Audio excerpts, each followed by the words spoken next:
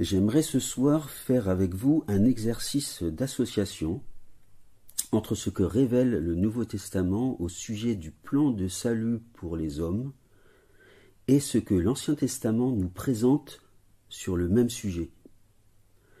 Pour cela, je vous invite comme texte de référence à prendre avec moi l'Évangile de Luc au chapitre 8 et je vous propose la lecture des versets 22 à 40. Luc 8, versets 22 à 40. Un jour, Jésus monta dans une barque avec ses disciples. Il leur dit : « Passons de l'autre côté du lac. » Et ils partirent. Pendant qu'ils naviguaient, Jésus s'endormit. Un tourbillon fondit sur le lac. La barque se remplissait d'eau et ils étaient en péril. Ils s'approchèrent et le réveillèrent en disant : « Maître, maître, nous périssons !» S'étant réveillé, il menaça le vent et les flots qui s'apaisèrent et le calme revint. Puis il leur dit : « Où est votre foi ?» Saisis de frayeur et d'étonnement, ils se dirent les uns aux autres : « Quel est donc celui-ci qui commande même au vent et à l'eau et à qui ils obéissent ?» Ils abordèrent dans le pays des Géraséniens, qui est vis-à-vis de la Galilée. Lorsque Jésus fut descendu à terre, il vint au-devant de lui un homme de la ville qui était possédé de plusieurs démons. Depuis longtemps, il ne portait point de vêtements et avait sa demeure non dans une maison, mais dans les sépulcres. Ayant vu Jésus, il poussa un cri, se jeta à ses pieds et dit d'une voix forte : « Qu'y a-t-il entre moi et toi, Jésus, Fils de Dieu, très haut ? Je t'en supplie, ne me tourmente pas. » Car Jésus commandait à l'esprit impur de sortir de cet homme dont il s'était emparé depuis longtemps. On le garda aux pieds, mais il rompait les liens et il était entraîné par le démon dans les déserts. Jésus lui demanda : « Quel est ton nom ? » « Légion, répondit-il, car plusieurs démons étaient entrés en lui. Et il priait instamment Jésus de ne pas leur ordonner d'aller dans l'abîme. Il y avait là, dans la montagne, un grand troupeau de pourceaux qui paissaient. Et les démons supplièrent Jésus de leur permettre d'entrer dans ces pourceaux. Il le leur permit. Les démons sortirent de cet homme, entrèrent dans les pourceaux, et le troupeau se précipita des pentes escarpées dans le lac et se noya. Ceux qui les faisaient paître, voyant ce qui était arrivé, s'enfuirent et répandirent la nouvelle dans la ville et dans les campagnes. Les gens allèrent voir ce qui était arrivé. Ils vinrent auprès de Jésus et ils trouvèrent l'homme de qui étaient sortis les démons, assis à ses pieds, vêtu et dans son bon sens, et ils furent saisis de frayeur. Ceux qui avaient vu ce qui s'était passé leur racontèrent comment le démoniaque avait été guéri. Tous les habitants du pays des Géraséniens prièrent Jésus de s'éloigner d'eux, car ils étaient saisis d'une grande crainte. Et Jésus monta dans la barque et s'en retourna. L'homme de qui étaient sortis les démons lui demandait la permission de rester avec lui. Mais Jésus le renvoya en disant : « Retourne dans ta maison et raconte tout ce que Dieu t'a fait. » Il s'en alla de la ville, tout ce que Jésus avait fait pour lui. À son retour, Jésus fut reçu par la foule, car tous l'attendaient. Ce texte, frères et sœurs, chers amis, peut nous permettre, je crois, de nous souvenir finalement quel est le plan de salut de Dieu pour les hommes. Il est construit par Dieu lui-même sur la base de 3 grandes révélations. Alors j'aimerais qu'on les cite. Alors vous savez qu'à travers ces histoires vraies et les miracles que Jésus a opérés, comme ce miracle que nous venons de lire, donc 3 grandes révélations. La première, Dieu veut révéler à l'homme la vraie nature du péché et la profondeur de sa corruption qui le conduit inéluctablement à sa ruine ou, disons-le, à sa mort. Deuxième grande révélation, Dieu, qui succédera à la première, Dieu veut lui faire connaître son impuissance et son incapacité naturelle, personnelle, à se délivrer lui-même de la puissance du péché et de ses conséquences. Et troisième grande révélation, Dieu veut aussi lui enseigner que le sauvetage dont l'homme a besoin, à travers le pardon et la restauration, bien sûr, ne sont possibles que sur la base du sacrifice d'un substitut. En quelque sorte, l'histoire que nous venons de lire retrace ces grandes étapes du plan de salut de Dieu pour les hommes. Voilà en simplifié ce plan de salut que le Nouveau Testament nous révèle d'une manière assez claire, je crois. Le plan de salut pour les hommes, Dieu n'en a qu'un seul, c'est celui-là. Mais on apprend dans la parole qu'il y a effectivement plusieurs manières de présenter ce plan et que ces manières se sont étendues sur une longue période de temps que l'Ancien Testament nous raconte. Hébreux chapitre 1er, les deux premiers versets nous disent ceci, un texte que nous connaissons bien. Après avoir autrefois, à plusieurs reprises et de plusieurs manières, parlé à nos pères par les prophètes, Dieu, dans ces derniers temps, nous a parlé par le Fils. Il l'a établi héritier de toutes choses. Par lui, il a aussi créé l'univers. Ce verset nous montre bien que Dieu, dans le temps, s'est révélé à l'homme de plusieurs manières, mais tout en conservant le même plan de salut. Alors, regardons par exemple Galates chapitre 4, versets 3 à 5. Le texte nous dit ceci, Galates 4, verset 3. « Nous aussi, de la même manière, lorsque nous étions enfants, nous étions sous l'esclavage des principes élémentaires du monde.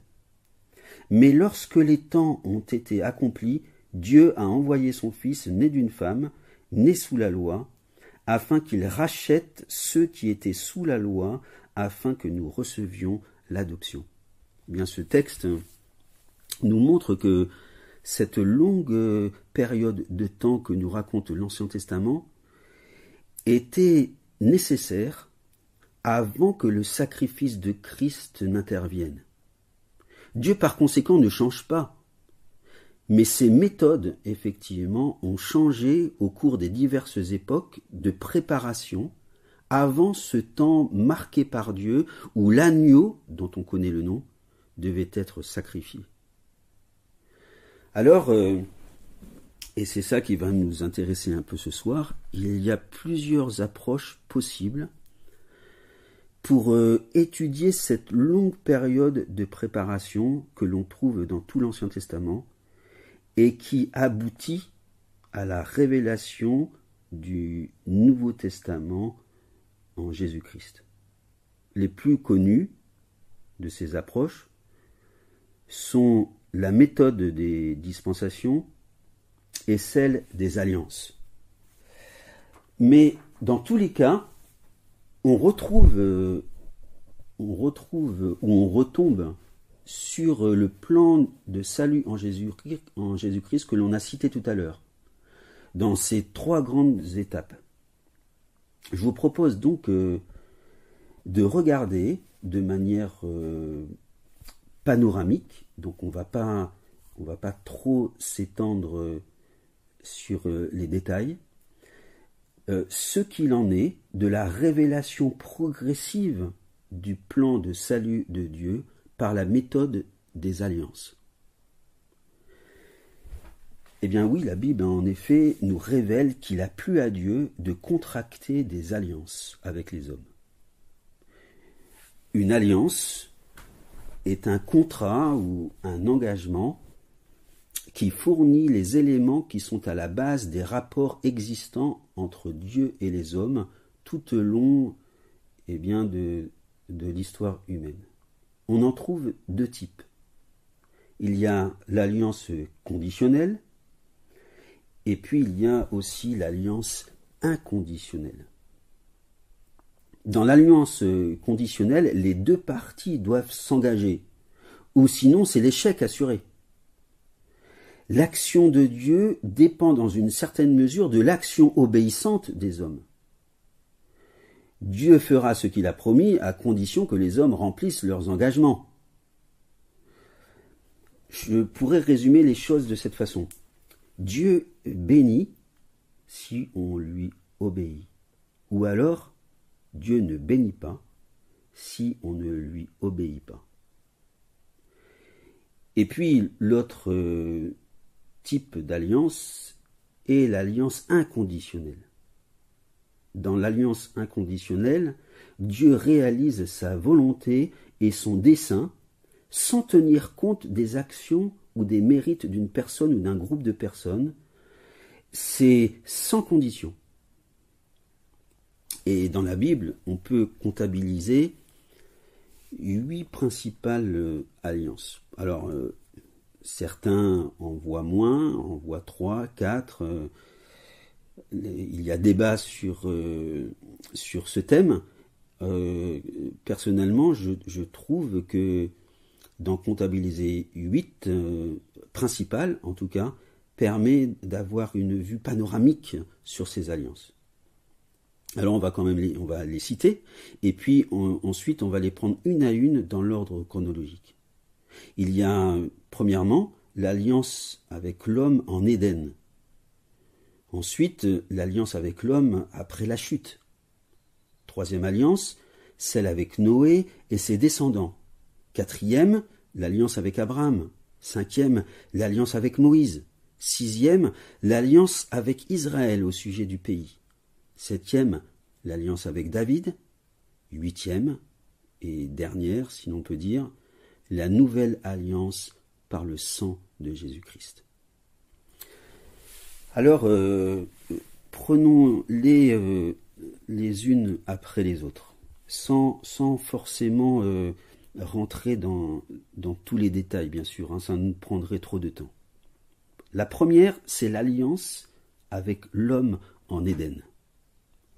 Alors, il y a beaucoup de textes qui parlent de cette alliance, mais on peut se référer peut-être à 2 textes pour commencer. Genèse chapitre 1er, et je lirai les versets 26 à 31. Donc Genèse 1, versets 26 à 31.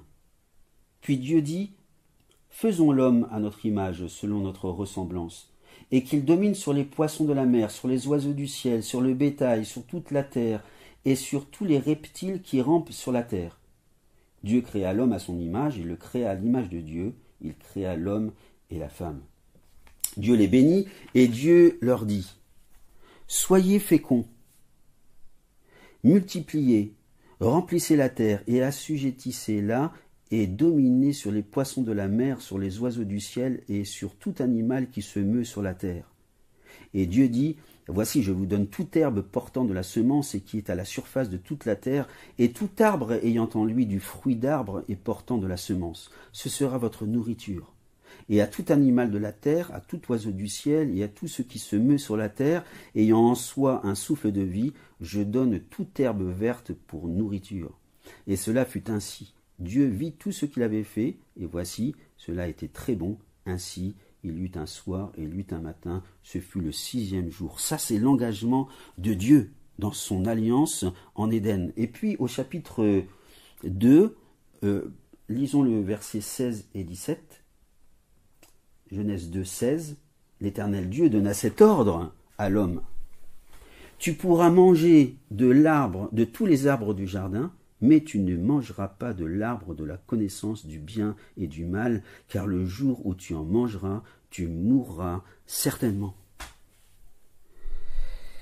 Voilà, nous décelons dans ces 2 passages que l'alliance que Dieu contracte avec sa créature est une alliance conditionnelle. La bénédiction, qui est la vie, ou la malédiction, qui est la mort, dépendent de la fidélité ou de l'infidélité d'Adam et Ève.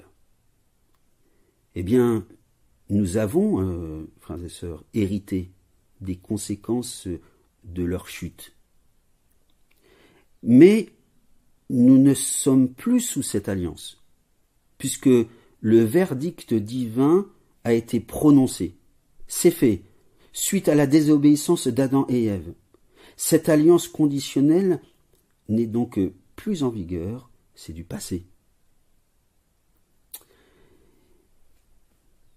Il y a maintenant l'alliance avec l'homme après la chute, c'est la deuxième. Et là, si nous sommes restés dans la Genèse, on peut lire ce texte que l'on trouve dans Genèse chapitre 3 et lire les versets 16 à 19 que nous connaissons bien. Genèse 3, versets 16 à 19. Il dit à la femme: « J'augmenterai la souffrance de tes grossesses, tu enfanteras avec douleur, et tes désirs se porteront vers ton mari, mais il dominera sur toi. » Il dit à l'homme: « Puisque tu as écouté la voix de ta femme, et que tu as mangé de l'arbre au sujet duquel je t'avais donné cet ordre, tu n'en mangeras point, le sol sera maudit à cause de toi. C'est à force de peine que tu en tireras ta nourriture tous les jours de ta vie. Il te produira des épines et des ronces, et tu mangeras de l'herbe des champs. C'est à la sueur de ton visage que tu mangeras du pain, jusqu'à ce que tu retournes dans la terre, d'où tu as été pris, car tu es poussière, et tu retourneras dans la poussière. » C'est une alliance inconditionnelle que nous avons là. Car Dieu déclare sans appel ce que sera le sort de l'homme à la suite de son péché. Est-ce que cette alliance inconditionnelle est toujours en vigueur? Oui, bien sûr. C'est toujours le cas pour nous, n'est-ce pas? Est-ce que l'homme peut faire quelque chose pour changer son sort? Absolument rien. Son sort est le sien, et nous le subissons aujourd'hui. Par ce biais,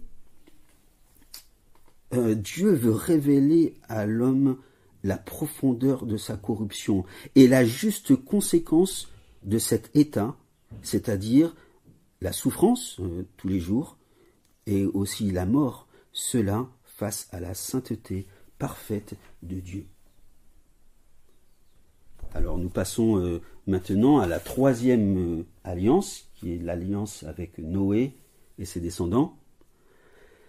Alors nous sommes toujours dans la Genèse, et puis cette alliance avec Noé, nous la trouvons dans Genèse chapitre 9, un passage aussi qui est, je pense, bien connu.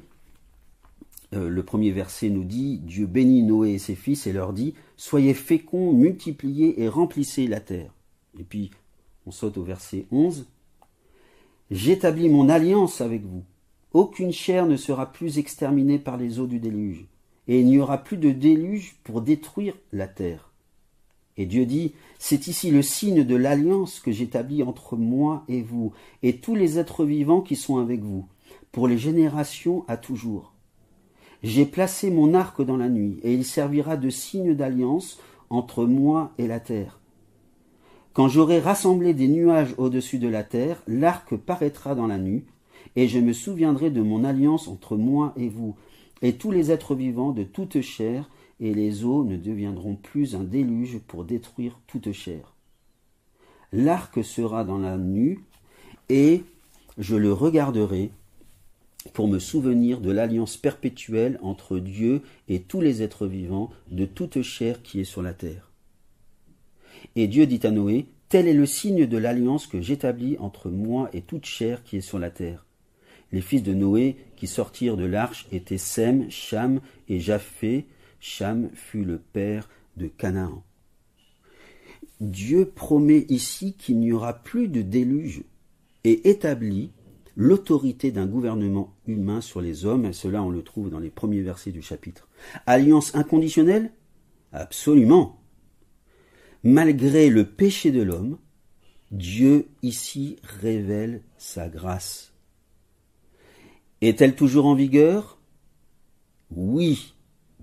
Et à travers le sauvetage de Noé et sa famille, Dieu montre qu'il veut sauver et encore sauver et non condamner. C'est la troisième alliance qui est inconditionnelle. La quatrième, c'est l'alliance avec Abraham. Elle comprend une bénédiction pour toutes les familles de la terre, sans distinction d'ethnie ou de culture. Alors il y a pas mal de passages qui parlent de cette alliance avec Abraham, Genèse chapitre 12, Genèse chapitre 13, Genèse chapitre 15, Genèse chapitre 17. Je vous propose de lire Genèse chapitre 17, les 8 premiers versets. Lorsque Abraham fut âgé de 99 ans, l'Éternel apparut à Abraham et lui dit « Je suis le Dieu Tout-Puissant, marche devant ma face et sois intègre. J'établirai mon alliance entre moi et toi, et je te multiplierai à l'extrême. » Abraham tomba sur sa face, et Dieu lui parla en disant « Voici mon alliance que je fais avec toi. Tu deviendras père d'une multitude de nations. On ne t'appellera plus Abraham, mais ton nom sera Abraham, car je te rends père d'une multitude de nations. Je te rendrai fécond à l'extrême, je ferai de toi des nations, et des rois sortiront de toi. J'établirai mon alliance entre moi et toi, et tes descendants après toi, selon leur génération. Ce sera une alliance perpétuelle en vertu de laquelle je serai ton Dieu et celui de ta postérité après toi. Je te donnerai et à tes descendants après toi le pays que tu habites comme étranger, tout le pays de Canaan, en possession perpétuelle, et je serai leur Dieu. Alliance inconditionnelle, oui. Cette alliance manifeste la volonté souveraine de Dieu dans la bénédiction d'Abraham, premièrement, mais aussi dans la grâce éternelle envers Israël. Et ça, on le voit au chapitre 13. Et puis, également, elle manifeste la volonté souveraine de Dieu dans la venue du Messie. Dieu s'engage à réaliser tout cela jusque dans l'éternité, nous dit ce texte, ce chapitre 17. Alors, comment Dieu, dans sa souveraineté absolue, dirige l'humanité et même l'homme en tant qu'individu, en faisant concourir toutes choses à cette réalisation, en façonnant les cœurs et en dirigeant les volontés, de telle manière que l'homme ou la femme qui croit pourra quand même affirmer, et c'est ça qui est incroyable, qu'il s'agit de son propre choix, de placer sa confiance en Dieu et en Christ. Alors cette alliance est-elle toujours en vigueur? Oui, parce que nous sommes par la foi, frères et sœurs, les descendants d'Abraham. La cinquième alliance, c'est l'alliance avec Moïse. Et là, c'est la loi mosaïque que nous trouvons dans Exode chapitre 20 jusqu'au chapitre 31. Eh bien, prenons ce simple verset Exode 31 pour nous rappeler ce que dit Dieu sur le sujet. Exode 31, verset 18. Lorsque l'Éternel eut achevé de parler à Moïse sur le mont Sinaï, il lui donna les 2 tables du témoignage, tables de pierre, écrites du doigt de Dieu. C'est la loi mosaïque, elle est conditionnelle. C'est en quelque sorte binaire comme réflexion.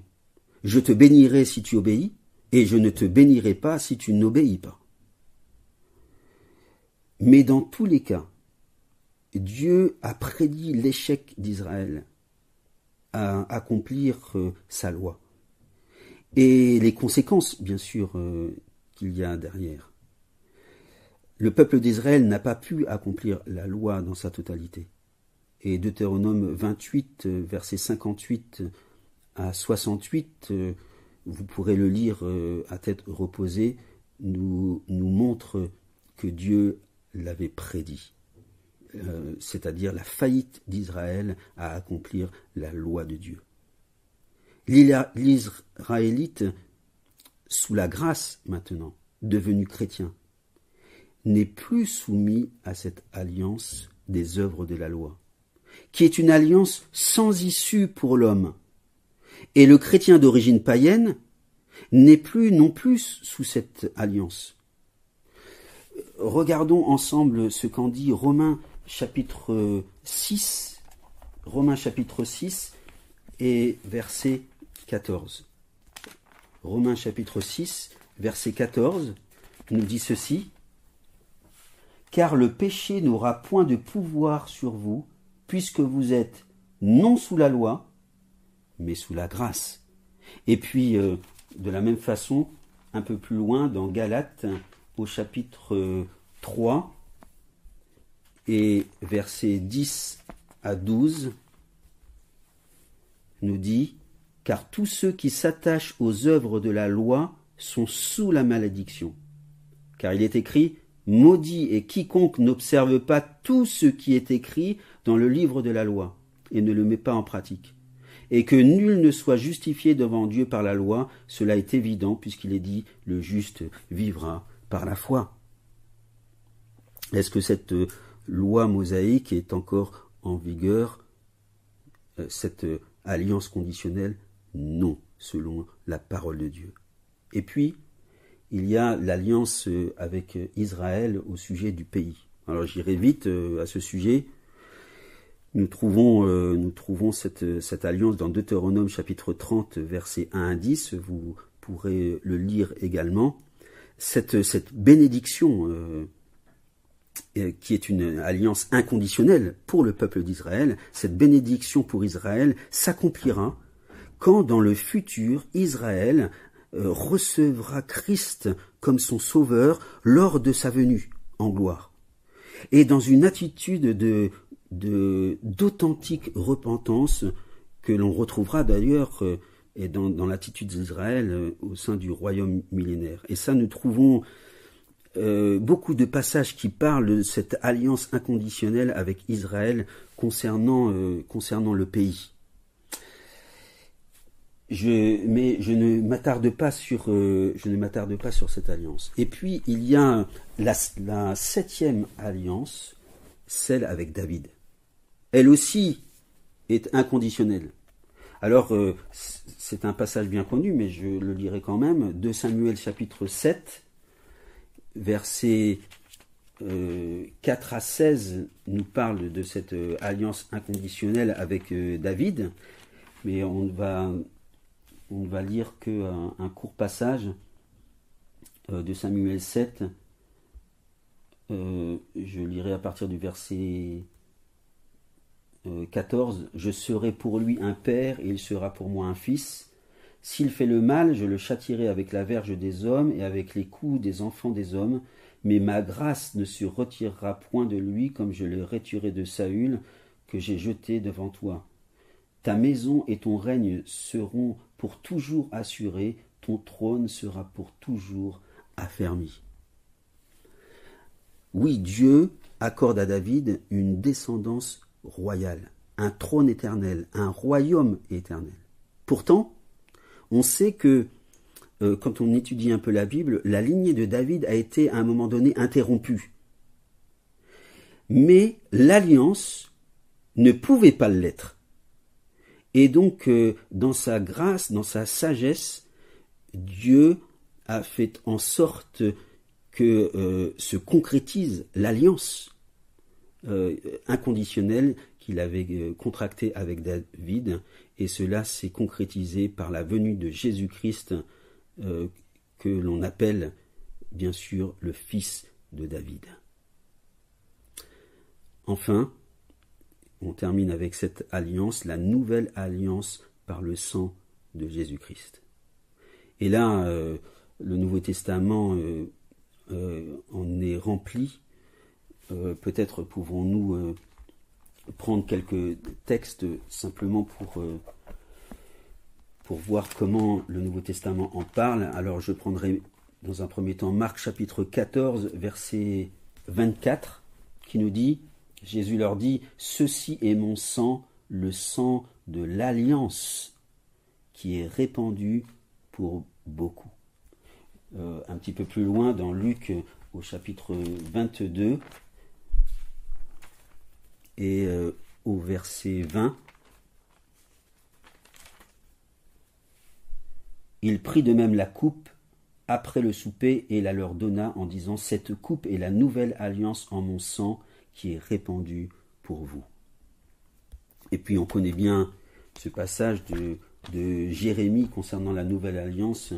Jérémie chapitre 31, versets 31 à 33. Jérémie 31, versets 31 à 33. Voici, les jours viennent, dit l'Éternel, où je ferai avec la maison d'Israël et la maison de Juda une alliance nouvelle, non comme l'alliance que je traitais avec leur père, le jour où je les saisis par la main pour les faire sortir du pays d'Égypte, alliance qu'ils ont violée. Quoique je sois leur maître, dit l'Éternel, mais voici l'alliance que je ferai avec la maison d'Israël. Après ces jours-là, dit l'Éternel, je mettrai ma loi au-dedans d'eux, je l'écrirai dans leur cœur, et je serai leur Dieu, et ils seront mon peuple.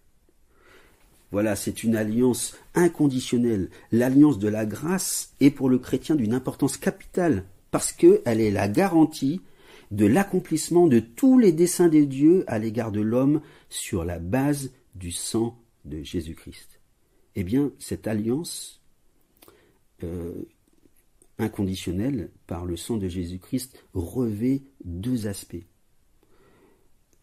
D'abord individuel, et puis ensuite on va voir collectif. Individuel, d'abord. Dieu par Jésus-Christ sauvera, gardera et introduira au ciel tous ceux qui auront cru en Jésus-Christ. Romains chapitre 8 nous décrit cela. Romains chapitre 8, verset 28, que l'on connaît bien aussi, et que je lis. Nous savons du reste que toute chose concourt au bien de ceux qui aiment Dieu, de ceux qui sont appelés selon son dessein, car ceux qu'il a connus d'avance, il les a aussi prédestinés à être semblables à l'image de son Fils, afin que son Fils soit le premier-né de plusieurs frères.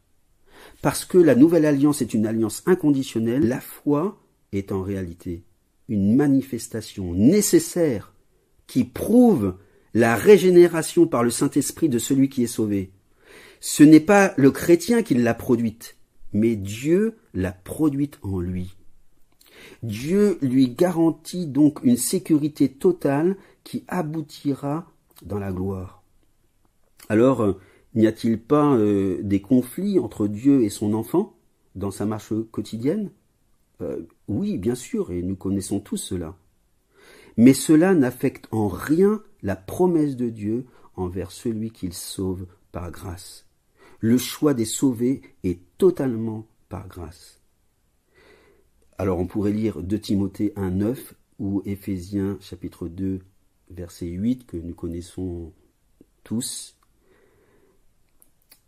Du choix de Dieu, frères et sœurs, découle un appel qui fait apparaître la réponse de la foi que Dieu lui-même insuffle dans le cœur de son enfant.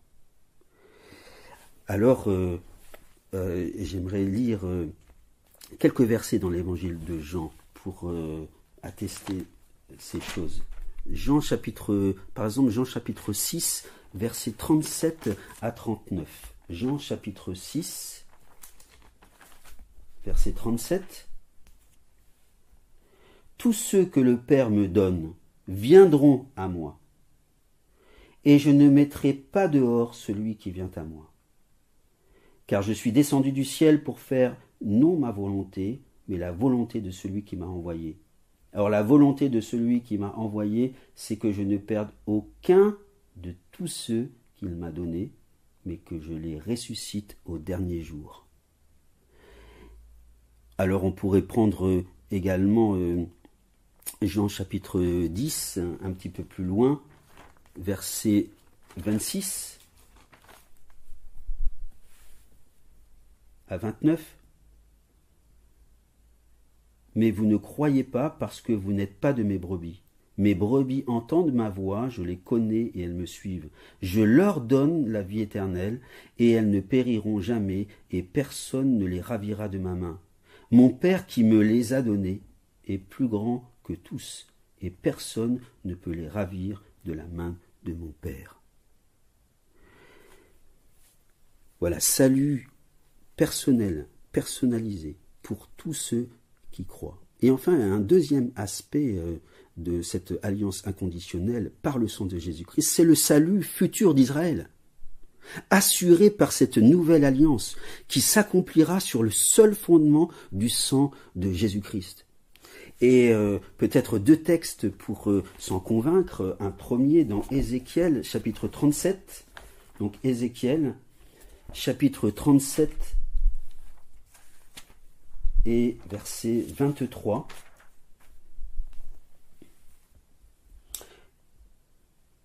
Ce verset nous dit « Ils ne se souilleront plus par leurs idoles, par leurs abominations et par toutes leurs transgressions.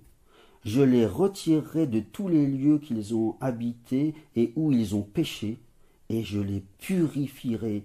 Ils seront mon peuple, et je serai leur Dieu. » Et puis on connaît tous ce texte dans Romains chapitre 11, versets 26 à 27. « Et ainsi tout Israël sera sauvé, selon qu'il est écrit, le libérateur viendra de Sion, et il détournera de Jacob les impiétés. Et ce sera mon alliance avec eux lorsque j'ôterai leurs péchés. » Que faut-il conclure, frères et sœurs, chers amis? Ces 8 alliances, conditionnelles et inconditionnelles, montrent premièrement la faillite de l'homme, qui est totale en ce qui concerne l'accomplissement des alliances conditionnelles. Deuxièmement, tout ce que Dieu entreprend sans condition s'accomplira à la lettre. Troisièmement, Dieu a fixé l'avenir avec une certitude absolue. Tous ses desseins se réaliseront. Quatrièmement, Dieu répond magnifiquement aux besoins de sa créature d'être sauvée par la nouvelle alliance dans le sang de Jésus.